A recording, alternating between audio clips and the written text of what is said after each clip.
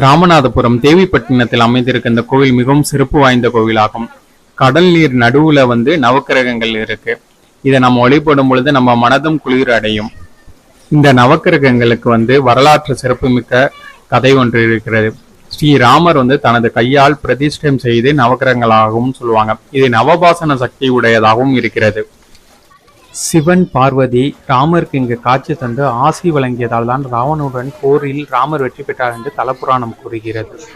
ஆச்சரியமான உண்மை என்னன்னா, கடல் நீர் சூழ்ந்தும் இந்த நவகிரகங்கள் நல்ல நிலையிலே இருக்கிறது என்பது எல்லோராலும் ஆச்சரியமாக பார்க்கப்படுகிறது.